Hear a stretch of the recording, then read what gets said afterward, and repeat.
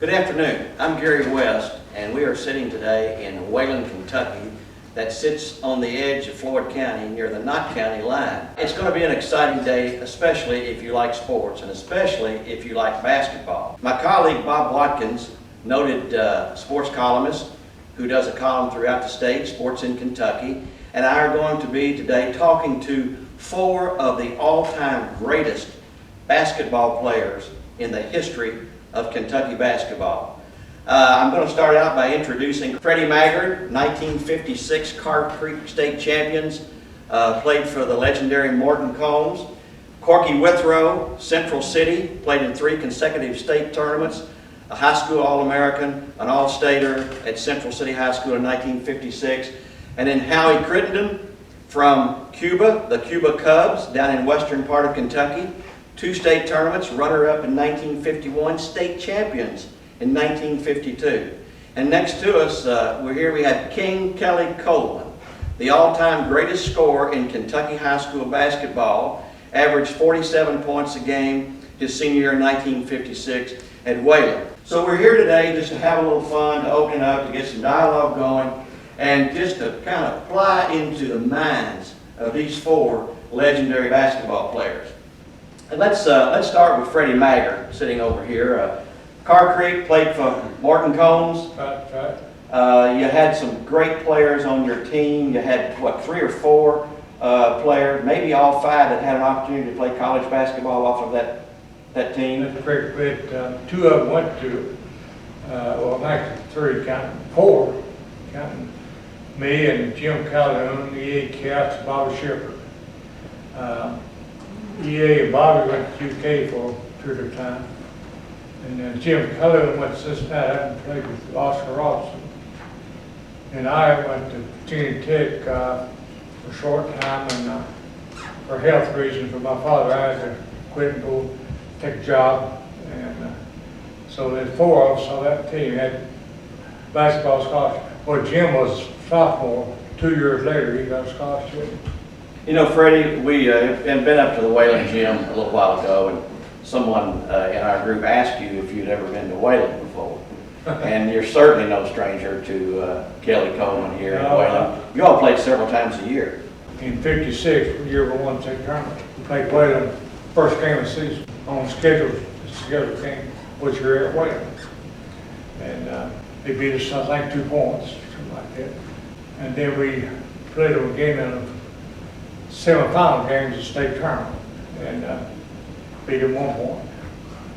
And but we played them every year, home basis. You know, the middle 50s were considered the golden era of certainly mountain basketball. Turn out the teams that from Wayland and Carr Creek, which ironically, Kelly Wayland had 3 starters from Knott County. And I mean, it was just unbelievable. It was easier to come, instead of going over the mountain to school, it was easier to come down to Wayland. But it was just exciting times. And one of the things that I wanted to kind of bring up, because I don't know that I've ever read about anything like this before, was at the conclusion of the year, Carr Creek won the state championship. Wayland had a great team, greatest scorer in the history of Kentucky basketball, Kelly Coleman. And you had a banquet. The city of Prestonburg and some of the civic clubs, you had a banquet in the Wayland gym where we just went over. Kelly, what was that like? How did that happen? Well, I think we always thought if we couldn't win it, we wanted Carr Creek to win it. And I think people got together to show mountain togetherness. We invited Carr Creek to come over. We had John Y. Brown speaking over there, Saul and Doug Hayes, state representative. We had a nice turnout there. But I mean, I just never heard of anything like that. Freddie, when's the last time you and Kelly have seen each other? 2 years ago, and they honored the 56 team at UK basketball game, well, state tournament, halftime. Okay. And Kelly he came down. I'm glad he did. And he was I'd never seen him to play big. You hadn't seen him since 56? 56. Yeah. And we actually, when I introduced us and all that stuff, we met, turned around and going toward the ramp for the first thing I saw was Kelly standing there.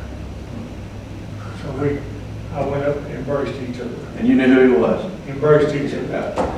What were your memories of the 56? Not a particular game, but the atmosphere in and around Hindman and Car Creek, about the excitement of your basketball team. So many of the towns, certainly Central City being one, and certainly Cuba being one, your communities lived and breathed with these basketball teams, didn't they?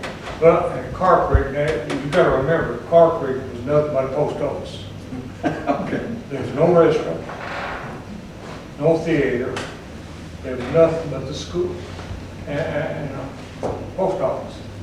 And the only thing that was going on was Car Creek basketball. There wasn't nothing at Car Creek. When you hear Car Creek, it's just the school is all there. Most people worked in the coal fields, coal mines? Yeah. But there was no coal mines right near Car Creek yet. Vicko, down Vicko, 7 miles away, and Hazard was 20 miles away. But it was the economic engine of the town, That's wasn't it? correct. Yeah. Oh yes, coal mine. Yeah. And a lot of similarities, Corky, with your area, Central City, a small town in western Kentucky. Coal was the driving force there too, wasn't it? Always has been, up until, what, 5 years ago, 6 years ago, when most of the mines shut down. But your town revolved around the Golden Tide, didn't it? Right, yeah, it was pretty much the topic of conversation most any place you went. Like Freddie in Central City, Wayland came to town. My God, they had the chicken baskets out there at 2 o'clock in the afternoon trying to get in the gym, We seated, what, 2,500, I guess, probably capacity.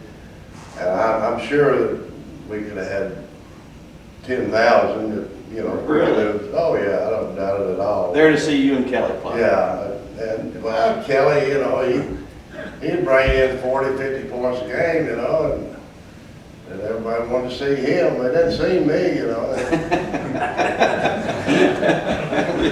I walked in the pool room very much. Wait a minute, you walked in the pool room? Yeah, I went down to the pool room and out. Then there he was there. I don't know whether I beat him in pool or basketball. I'm gonna try both.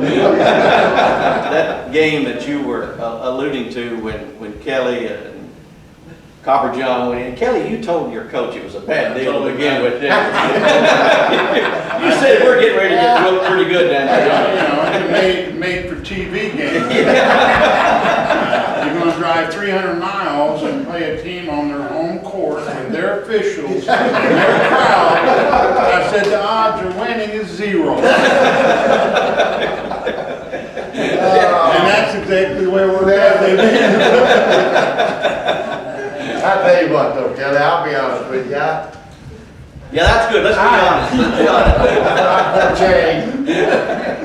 There is still more conversation about that one basketball game with you and I in it, and both of us getting 40. And everybody knows about the King, what the heck, why not? Keep in mind, this game was played on Christmas Eve. 1955. Kelly and I have had many conversations, and Kelly said that night he knew they weren't going to win. They called him for walking 3 times that game, and he's never walked in his life.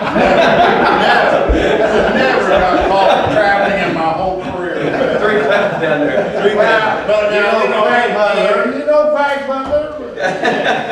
he stayed all afternoon up the house. That's what Kelly's been waiting for you to say all this year.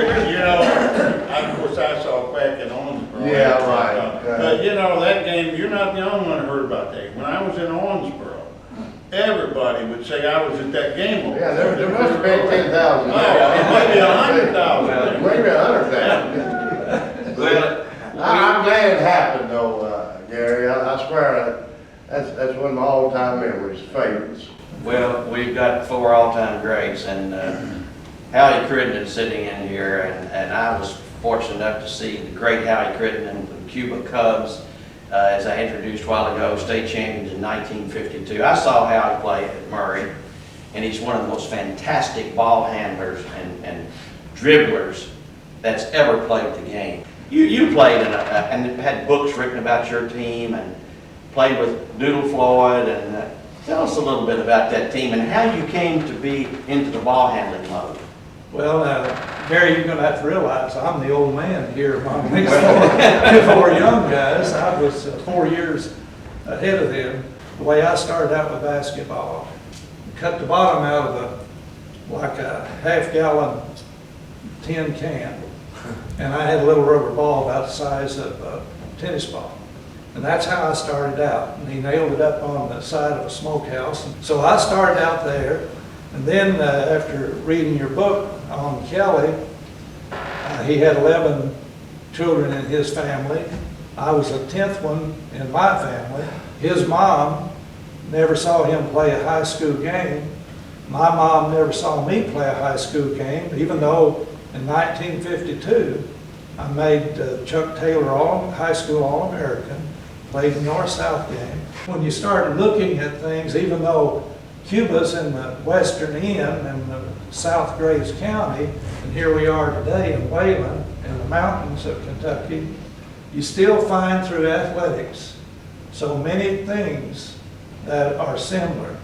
So, and I'm really honored to even be in the presence of Freddie and Corky and Kelly, because they were all fine ball players. But the way we got started, now I graduated high school in 1952, and we had a coach named Jack Story. He came to Cuba when we were in the 8th grade. And about 2 weeks after school started, he called all of the 8th graders, which we only had 25 students. Didn't take too many 8th graders to get down to where he held outside. Set us all down on the ground, started talking to us about basketball. And honestly, I can remember just about everything he said today, just like it was yesterday. Because what he said to us really enthused some of us, especially me. One thing he said, now boys, if you learn to play the game like I want you to, you're going to have a bunch of people shaking your hand. Go and have a seat on the old stage. I want to show you a film. And this is something else that people probably won't believe, but I had never heard of the Globetrotters. We didn't have television. We didn't have any films in school. But he set us down on the stage, and he started this film with the Globetrotters. That excited all of us. In fact, we begged him to show it again. He showed it 3 times in a row. Then he said, boys, get out on the gym floor there and see if you can learn to do this. Well, I went totally nuts. And you're in the 8th grade? I was in 8th grade.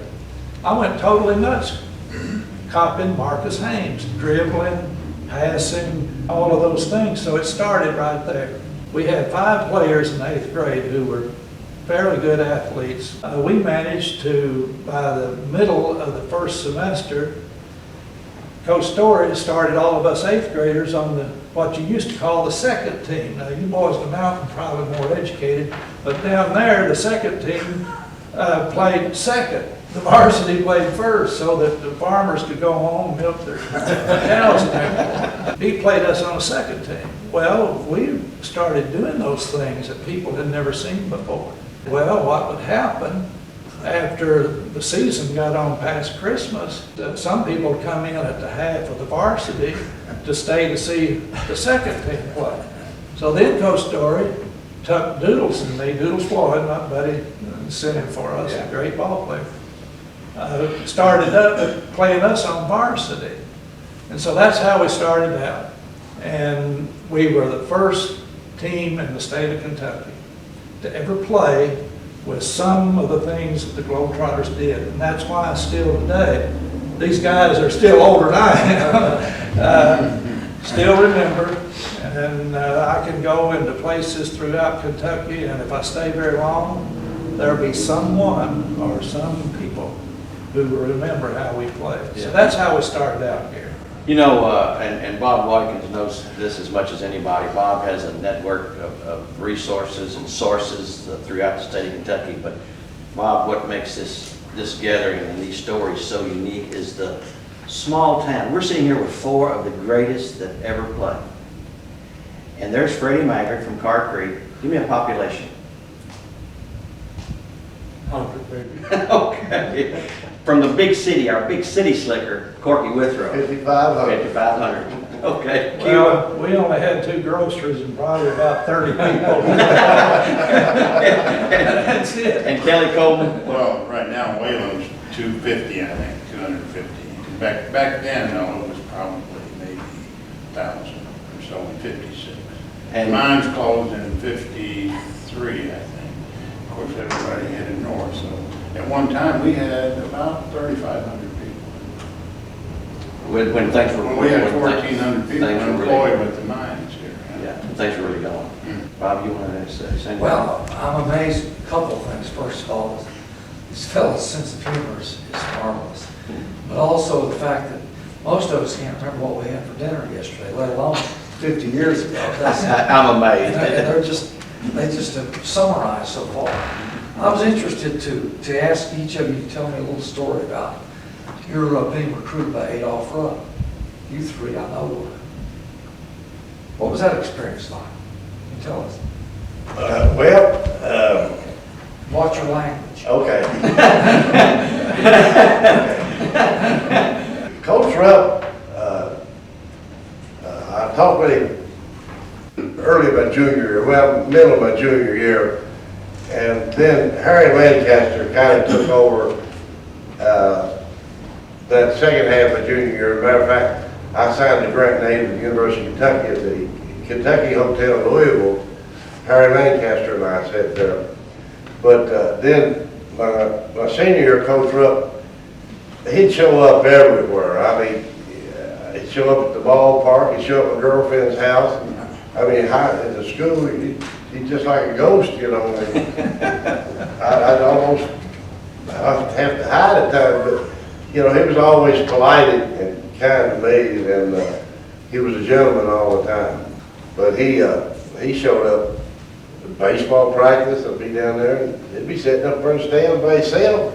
Really, nobody knew who he was. I said, I believe that's Adolph Rupp. I'd go up there and see him. Howie, what was your Well, Coach Rupp had seen us play our junior year when we were runners-up in the state tournament. Then our senior year, he came down, we were playing at Mayfield because the gym was too small for crowds to get in at Cupid. And I think he came down twice and watched me during my senior year. Then he came back just unannounced, and I was in class at Cuba. This was after the season was over. And so one of the students said, Howie, Coach Rupp was down to office. You're supposed to go down and talk to Mr. Story. So I go down there, and I was scared to death. I go in, I shake hands with him, and he starts talking. And really, at that time, it was unfortunate because that was a year that UK had gotten caught with some of the guys supposedly shaving points. And UK had been suspended from playing for the whole year, and that would have been my freshman year.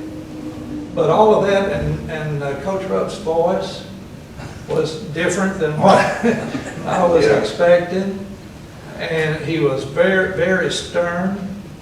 And it was like he offered me a scholarship, and it was like he just expected me immediately to agree to go to UK, and I wasn't ready to agree to go anywhere at that time. The other thing that I still question, I'm not sure he would have let me play the game the way I had been taught by my high school coach because we put on a show. I think I would have been very, very controlled, and that would have affected the style I've been taught to play. You made the right decision.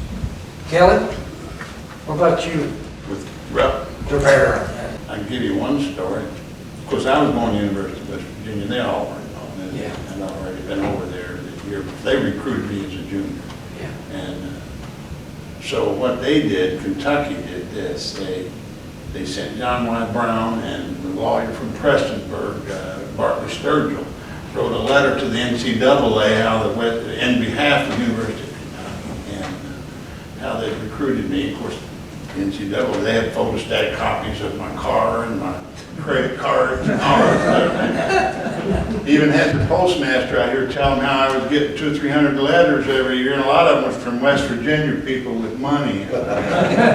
So of course NCAA made it where I couldn't go over there. And yeah, I told Rupp I may go there if they would find my father a job so he could come back from Cleveland and live here in Whalen with his family.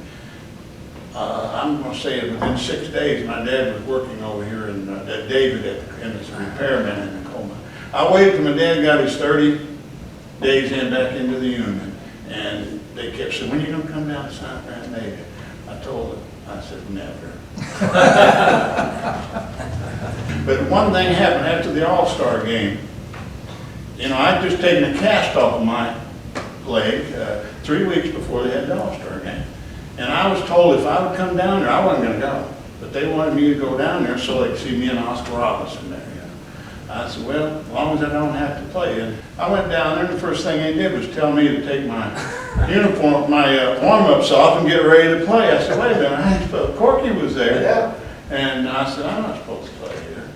Yeah, come on, let the people see you play. So I'm out there trying to play. And of course, I went down to see Rupp after that. He wanted to talk to me after he got my dad the job. He said, well, Kelly, I don't know whether you can play here in Kentucky or not. I said, after that All-Star game. I said, well, Coach, that's the way you feel, man. I'll just get up and take off. He said, now, hold on, man. Hold on, man. I said, now, let's don't get hasty, you know.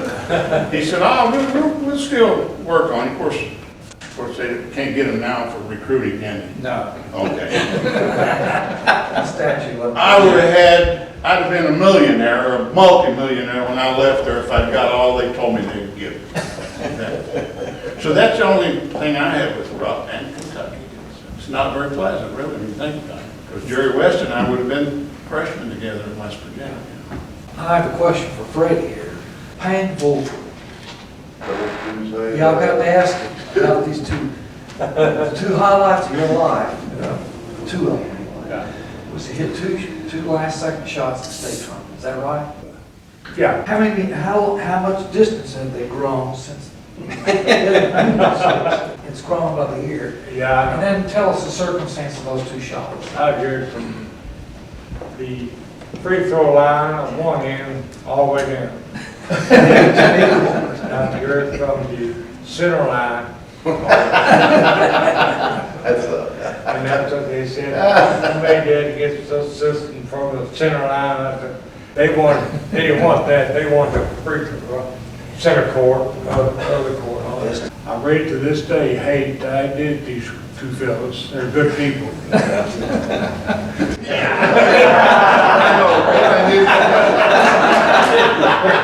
I still gotta watch my language.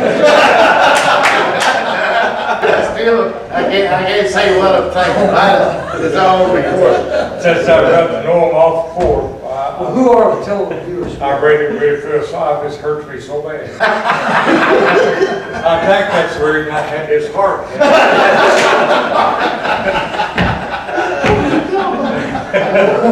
Who's shooting out first?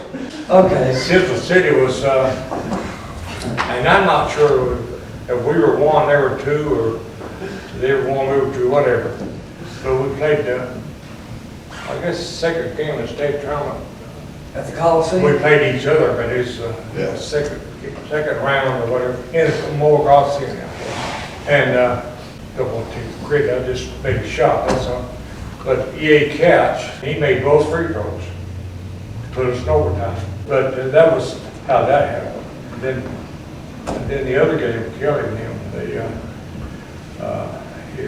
were 1 point ahead. Yeah, we were 1 point with about 5 seconds ago. Semifinals of the state? Yeah, in the last Final Four left in the state. And because something I happened to have the ball as simple as that got it. You had no chance to pass it to anybody, did you? You didn't have a chance to pass it to anybody. You had to really take the shot. It was over. So I just got a shot. Now, it was a 3-point basket, I can remember. It would be a 3-point basket. Today it would be, yeah. And the other one would be too, both of them, but. No. I've got a picture.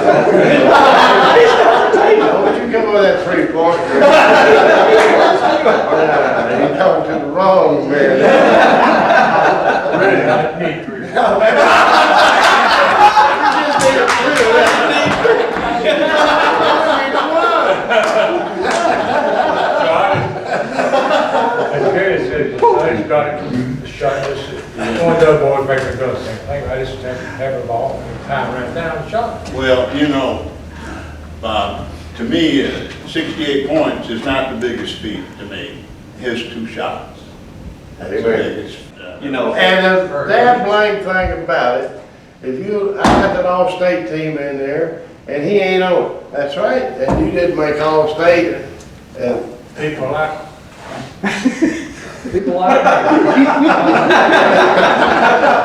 let me tell you what though, the General Assembly did. Because they corrected that that's what I mistake. got to tell him, go set over here. And that was one of the biggest heists, you not getting on that all-state That team was. since Jesse James Yeah. went through the state. But, you know, Bob, the excitement, and 3 of them sitting here played in the same state tournament, 56, Howie 52. And I remember as a youngster myself, not even being a player, but going up there, I was like in the 8th grade, so it would have been in the late 50s, and walking into the lobby of the Phoenix Hotel before a game in downtown Lexington. It was unbelievable. It was like a circus. That's where the hoopla, that's where the ticket deals were going. I mean, they were dropping leaflets out of an airplane. The king has arrived and all this stuff. Kelly didn't ask for that, though. This was not Kelly. It put added pressure on him. But what was it like for you guys when you arrived? You had long drives up to Lexington. Kelly, you all drove over, a long drive. Howie, you had a long drive to Lexington. Did you all stay in the Phoenix Hotel? Yes, we did.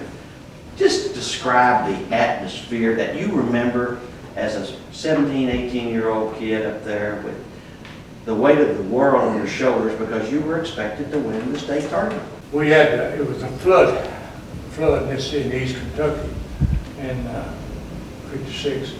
And we couldn't go the route they wanted to go to school. They loaded us in cars and hauled us to Lexington. So we pulled up in front of the Phoenix Hotel and news media was waiting on us. They wanted to know if we had uniforms to play in. This was 1956. They wanted to know if we had uniforms to play in. Then one little sticks out in my mind, right, Kelly, is we beat them that day.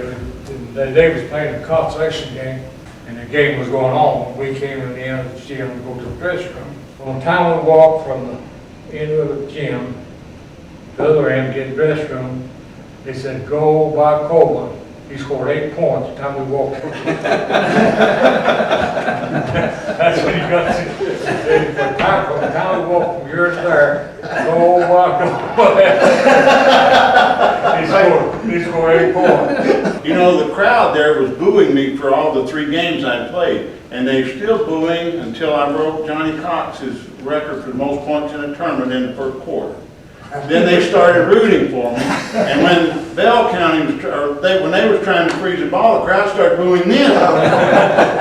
So now they had about 2 men on me at that time. They started playing a running game with us, and we one of them that was times- your game. Well, it was one of them times that you couldn't, you know, we couldn't miss. Everybody Tell us on about our How team scored that game? 122 to 80 or something like 85 or that. something, yeah. Did it really happen? Did John Rock say something to the media, or did he say something to you about holding you to so many points? No, I think the only thing about Brockett I remember basically was when he ran for the commissioner or whatever. He came to me, then they got big articles in the paper where he was guarding me and got 68 points off me and all. What they had done, his brother told John, his brother there, said, if you hold Kelly under 20 points, I'm going to give you $5. And that was a lot of money in 56. Well, word got around the Pineville area there, Middlesboro area, and they had $25. And all of a sudden, John had told me this. He said, I got to thinking that Kelly wasn't even going to score against me. It's called believing the hype. He had for any of the young listeners or viewers out there, Kelly had those 68 points without any 3-point baskets. And to put it in perspective, Richie Farmer had 51 in the state tournament. I think he had 9 3-point baskets. Kelly had 8 or 9 baskets that would have been 3-point buckets on his own, so he would have been up there around 74, 75 points. I like that. Johnny had 127 points in the state tournament. And people said that one, their people, till next year. And he had 2 games or something like that, whatever it was. Yeah, he started out with 50, then he had 39, 28, and 68. I think 185 points, so. Yeah, it was 185, yeah. You I'd know, like Harry to tell us a story, I'm sorry, Howie, to tell us a story about the game that he and Doodle Floyd played when they weren't playing basketball. Just for kicks. Well, Doodles Floyd lived in the same area I did, at Pilot Oak, Kentucky, and that was in the south part of Graves County, 3 miles from the Tennessee line. And we had 2 little grocery stores there. Doodles lived about a mile away from the stores, and I lived fairly close. And we'd play basketball just about every single day. So we started out, one day we got a little bit tired of playing basketball, and we were trying to figure out how we could find something exciting. So we decided that we would hitchhike. And then we decided, well, hey, we'll just see who can get home first. And so we flipped I think we had a nickel. We flipped a nickel. So Doodles won. He would get the first chance at a ride. So I got back over like I wasn't even part of him. And he hitchhiked, and he hadn't been standing there 5 minutes. This guy stopped, picked him up. So there I was. I stood out there, and these cars passing me up. I was hitchhiking. Finally, one fell in the truck. Stopped and said, "Where are you going, son?" I said, "Pilot Oak." He said, "Well, get in here." Well, about 5 miles out of Fulton, there old Doodle stood. He had his thumb out. And I said, "Don't stop, don't stop." Don't pick it up. So we breeze on by. Well, I was out there still shooting baskets for about an hour and a half. Here he comes, walking down the middle. So we would do that quite often when we really wanted to. That's what country boys do. That's right. You know, Bob, we may not be sitting here today in this conversation if it had gone as planned in West Virginia's recruitment of Kelly. At the end of Kelly's junior year, Kelly decided that he wanted to get a military education. And he enrolled at Greenbrier Military Academy. they enrolled me. Well, so if he goes to this military school as planned, we don't sit around here today and talk about Kelly Coleman's records. We don't talk about the game as we know it with Car Creek, or certainly the game down in Central City, Corky. Kelly, tell us how that came Well, about. you know, West Virginia just wanted to get me out of Kentucky because of UK, I guess. And so they enrolled me in Greenbrier Military School in Lewisburg, West Virginia. And I went along with their program, you know. I got over there, put the uniform on and all that stuff. And when they started looking at my shoes the next day and there wasn't spit shine, I said, wait a minute now, this is... So I stayed about, I don't know, I think you're allowed 250 demerits and then you're gone. And in 6 weeks, I had the 250. But now here's what happened. They called the coach and the colonel that run the place. They called me in his office, you know. Said, now, Kelly says, you know, you're supposed to be expelled now. But said, I'll tell you what we're going to do. We'll give you this one chance. Said, we're going to eliminate all those demerits and give you one more chance. Do you think you can do that? I said, no, I don't think you can. And you know, that coach there, he's standing there, oh, Lord, please don't. And I just come out and told the colonel, I said, I'm sorry, Colonel. I said, but I'm going back to Wayland, Kentucky. I'm not going to stay here. I'm not ready for the military yet. And I jumped on the train and rode it back in here to Allen, Kentucky down here. And that was my military career right there. Well, and it's a very important phase of the history of high school basketball because... Well, if I had liked it there, you know, I probably would have stayed. And of course, it'd be different for me too. I went to West Virginia from there because they wouldn't have been giving me anything. I wouldn't have given cars and things, so. You had, at one time in your career, you had two two cars. cars my senior year. He would go home at lunch and change cars, come back. Yeah, I did, I had 2 cars. But, I'd like Corky to tell us about his baseball career. You know, we might not be here if he'd gone ahead and stayed with the Stan Musial either. Tell us about your first day in the big leagues and what that was like. Oh, Lord. Let me back up about 25 years. I was about 9 or 10 years old. My brother was a year and a half older than me. My mom and dad, we moved to Hammond, Indiana. We went to Wrigley Field. My aunt and uncle went, and my mom and dad went. Drove separate cars. So we'd go see St. Louis, and I'd get to see Stan Musial. After the game, my aunt and uncle thought my mom and dad took us back to Hammond. And my mom and dad thought that my aunt and uncle took us back to Hammond. So here I am, 9 years old, my brother's 10 years old, and we're sitting out in front of Wrigley Field. And, we don't know what to do. So we sat there 2 or 3 hours, and nobody came. So we decided we're going to hitchhike. We got on Lakeshore Drive. These cars are going 100 miles an hour, nobody stopped. But finally, this guy pulled over to the side in a convertible, and he got a case of beer there in the floorboard. He said, "Where you boys going?" So we're going to Hammond, Indiana. He said, "Oh, you get in this." He took us to a police station. They called my mom and dad. But 1963, the Cardinals, I was with Denver, the Pacific Coast League. Cardinals bought my contract. And went into Fordsfield. The first guy that came up and shook his hand was Stan Musial. I mean, now I'd listened to him all my life, you know, on the radio and watched him play 2 or 3 times. I was afraid to move, you know. There's Kenny Boyer, Stan Musial, Bob Gibson. I ain't saying nothing. You know.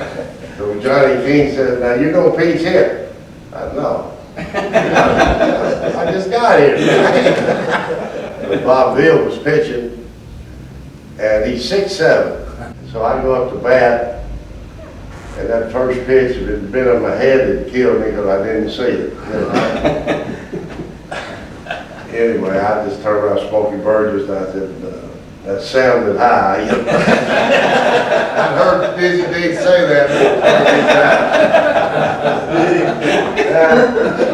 Anyway, that's my baseball. I had 10 years of professional baseball. I traveled all over the United States, half a dozen foreign countries, and I don't know, it wore me out, and I just ended it. And You know, Corky, there's so many, and I've spent a lot of time with Kelly, and you and I have talked a little bit, and I've read a lot about you and knew about you. There's so many similarities between you and Kelly, as far as I'm concerned, from an outsider. And you're both from coal mining communities at one end of the state. And you were just the best 2 players in 1956. Both of you made first-team All-American teams. But both of you liked baseball. And Kelly loved baseball, and you loved baseball, and you were great players. Howie's going to tell us a story about how he was recruited at Western and by Uncle Ed Dillon. And he has to tell it in the lexicon which he was presenting originally. Well, in between my senior year, followed up one morning, I was out back. We had a 3-room house, living in, it was tough times at that time, but my mom came to the back door and said, "Howard, Coach Diddle's here, wants to meet you." So I go into the room, and I shook hands. He said, "Good God, boy." I said, "No wonder you can handle that ball like that. Look at those hands." And of course, he knew how to talk to parents. Of course, my mom and dad fell in love with him right there, and I really liked him. He was just someone that was so funny. So he said, "Crittenden," he said, "next summer, I want you to play in the Indiana-Kentucky All-Star game." I said, "Well, Coach, if I'm good enough, I sure want to play." He said, "Hell, boy, you good enough right now." I said, "You want to play?" I said, "I'm the coach."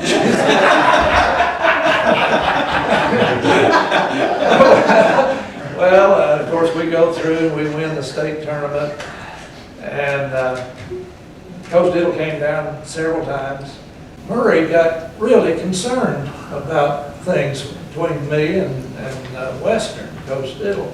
But Doodles Floyd and I were supposed to go in the summer and play in the Indiana-Kentucky All-Star game. So about a month before school was out, after they had made these contacts with me, somebody went down to my home while I was in school one day and told my mom, said, you better get that boy in summer school, he may have to go to the Korean War. When I got home that day, she said, you go in summer school at Murray State? And I said, no, I'm not going to summer school. She said, oh yeah. I said, otherwise you may have to go to war. Well, she started on it. I knew I was going to have to go to summer school. So, Doodles and I enrolled in summer school. They told his mom the same thing. At Murray. We enrolled in 2 classes for summer school, but on a Thursday, before we played the North-South game on a Saturday, a couple of Murray State administrators came to Doodles and me and said, you boys can't go over to Western next week. We said, oh yeah, we want to go. We're going to play in Indiana, Kentucky All-Star. Oh no. Said, if you didn't, you're going to flunk out of summer school. And said, if you flunk out of summer school, that's going to affect you next fall. Well, Coach Diddle heard about it. So he got both of us in the back seat of his car. He got up on his knees and his elbows on the back of the seat. He started talking. He said, Crittenden, said, you promised me that you'd play in this All-Star game. And I said, yes, sir, I did, and I sure want to play. Well, I can't say what Coach Diddle said about the Murray State officials. And then he said, if they flunk you, said, stay at Western, you will never flunk at Western. And then he kept us in that car for about 2 hours. I felt like a heel because I really liked Coach Diddle and I wanted to play. Finally, he got angry and he said, Crittenden, said, damn you, you'll never score against Western if I had to guard you myself. But I want to say this, Coach Diddle was known by everyone in basketball, all of the pro teams. So, and my coach was a great guy, Rex Alexander, my junior and senior year, but he wasn't known by people. So they would call, checking on me for the draft status, they'd call and talk to Coach Diddle.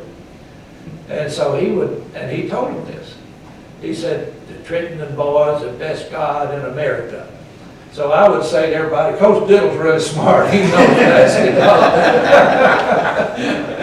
There's a good story. I want Kelly to tell this. Kelly, I mean, totally unusual. If you can imagine, those of us who wanted to be players only wished we could be half as good as these sitting up here, these 4.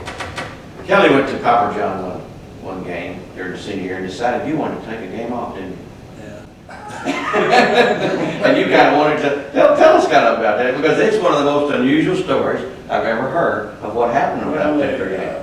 I took off, and of course I was going to go to West Virginia. I was going over to see my sponsor. I was thumbing over to Charleston, West Virginia. To pick up a car, probably. I was going over, no, just going to go over and visit. I want to get away from basketball. I got to work. If I got 50 points, people here in this town say, well, you didn't do very good last night.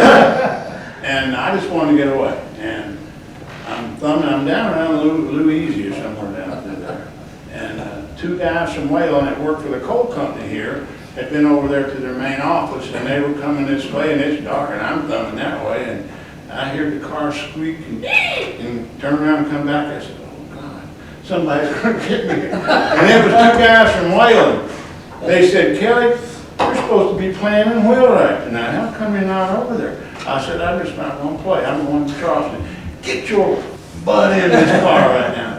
So they got me in there, and they drove about 90 miles an hour on them. Back in those days, them rode just like that.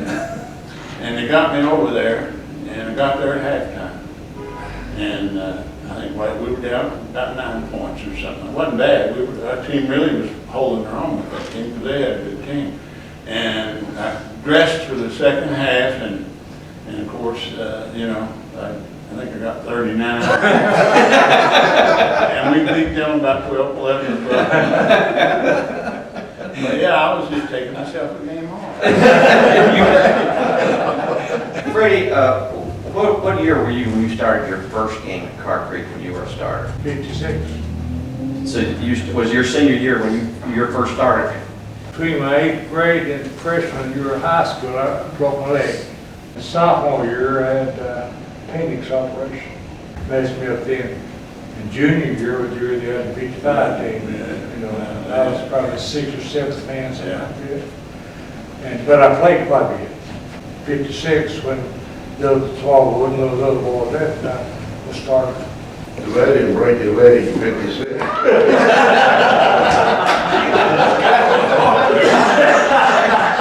Corky's been holding his back.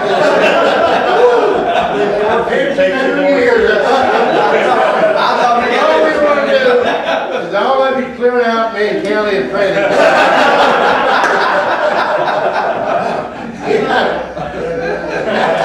That's probably, that's what I started. And I was really, once I said didn't get a lot of attention until 56, when I stayed there, I started developing to a decent ball. So you were a late bloomer, That's right. but you had some reasons, broken leg and appendix. Oh, yeah. But the 2 years, it was 2 years. Yeah. And in 55, I, just couldn't make the team. Yeah, Corky, when did you start your first game? My freshman year, I started as a freshman, all 4 years, freshman, sophomore, junior, senior. Everybody wanted to play, all the guys that, they were 6th, 7th grade, that, they wanted to be members of Golden Tide. When we come out on the floor, there was 45 on the B team. We call it B team now, not second team. We weren't even second team. I don't know, maybe 8th or 9th team somewhere down the line. But anyway, they run out of uniforms and we had to wear our own white T-shirts and go in the dressing room to go in there and talk to Coach, talk to the team. Well, here we go out there and start playing, Coach Gish, he always had another team in mind. He didn't only coach that year. He had another team ready to go, and it was real successful for him, though. Howie, you... Well, Coach Story started using us on varsity in the last half of the 8th grade. And then we started on varsity as 9th grade. You remember your first game, how many points you scored? I remember the first game I was in for varsity, I was in 8th grade. I played guard. The other guard passed it to me from out of bounds. Instead of me dribbling, I just turned, passed it right back, hit him in the back. He picked it up and scored 2 points. That was the first varsity game I was ever in. I figured I'd never get in another one. Kelly, you played as a freshman. But do you remember your first game? Yeah, first game I played, yeah. See, I never got to play on no B team or second team or anything like that. Yeah. I got cut when I was in 8th grade. Now, in my 9th grade, the first 4 games we played, the coach, normally what we always did, if you were on the second 5, some of you got to go out and play with the B team game. Right. Yeah. But all them games, he said, now, Kelly, you don't press with the B team. So I figured I'm going to do it. He don't put me in one of those games. We're going to a tournament over in Pikeville, in the Eastern Kentucky Mountain Conference tournament. He started me that game. And I'm just like this right here. I had never played in an organized game in my life. First game. First game I'd ever played. And I got 27 points. We won our first game of the year out of 5. We won that. We got beat the next game by Pikeville. They just slaughtered us. We didn't have nothing in all honesty. And I got 19 against Pikeville, made all Eastern Kentucky Mountain Conference. First 2 games I ever played. What'd you say after the first game? Huh? What'd you say after the first game? I've heard this before. What? You said, this game's easy. Well, no, I just got thinking that, this, I found my element here, looks like. I was a baseball player more than anything else at the time. Catcher? I caught and played first base, yeah. Bob, you got any? Well, I'd like to bring you all forward. You've reminisced so wonderfully. The game, this game that you've contributed so much to, what about it has changed, and many changes, that you like best and like least? Kelly? Well, to me, the game is a strange game now. There's a lot of skill in being able to get off to your right foot to even lay a ball up. You got to make sure you can't, because if you don't dribble, it's easy. And basically, they let the guys take 2 or 3 steps and dribble and lay it in. Back then, you had to make sure you had the right foot down there at the right time to go off of, or if you didn't dribble, it called traveling out there. And of course, it's a joke, the way they turn the ball. We had to learn to dribble the ball like that. Now they all go down the court like that. Of course, in our day, that was an infraction of the rules. And I just think they've taken a lot of skill out of the game that it takes to play the game. What about the best thing? I can't find anything really good about it. I like the 3-point basket, don't get me wrong, I do like that part. But now, other than that, I've been to state, when me and Gary went to state tournament, 3 years in a row down there, and I didn't see a team down there that would have beat Wayland or Central City or Car Creek in those 3 years. We write that down. Well, I'm like Kelly. The thing that really bothers me is that the referees will allow the players coming down the court, just jogging with dribbling, and it's like this. Now, when I was playing, and dribble behind your back, between your legs and all, or if you could have hesitated, even with the ball like this, if you could delay like they can now, look, we all would have been scoring a whole lot more. But we couldn't do that. So I don't see any logical reason to allow the game to get into the situation it is now about the dribbling. Now, I do like the 3-point basket. Of course, these guys, and I think I would have scored a lot more points with a 3-point basket, because that's not a very hard shot from the top of the circle on around. That's an easy jump shot. The 3-point basket speeds the game up. I like that. I'm glad that they have the clock in college and in the pros. That also speeds it up. I think it is, as watching as fans, I think most of us had rather see a fast game where the teams are really running, and I think great basketball players had rather play the game fast, running, although there are times where you have to be skilled enough and a good ball handler to take care of things, to slow it down. Those are things I see. Well, back when we were playing, we couldn't dump the ball during a ball game. And even later on, y'all couldn't even dunk during warm-ups. That's right. And I think that adds a lot. I like it. Yeah. I like the fact, that people could dunk. The 3-point play, I can live with it or live without it. That makes no difference to me. But the one thing that I despise, and I don't just dislike it, them long-ass bricks. They hang down to their plastic knees and I just, turn that barber, turn it to another stage. Them boys ain't got no legs. I despise that. I hate it. That stuff I can live with. And Mine probably was 3-point play and the palm of the balls. We used to, I'd get that call on me, 3 or 4 times a game. Now they don't call it.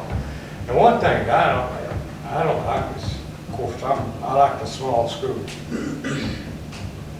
but they don't have a chance anymore. The small to advantage over this is the consolidation. The Waylands, the Car Creeks, Central City, whatever. Now probably wouldn't have much of a chance. I guess we would say that we appreciate having you here. We've managed to visit with 4 legends today. The thing is, what they don't remember, Gary pointed out very well, it was the golden era of basketball when they played, and part of the reason because it was the only game in town. All the little communities had teams, and the community really backed their teams.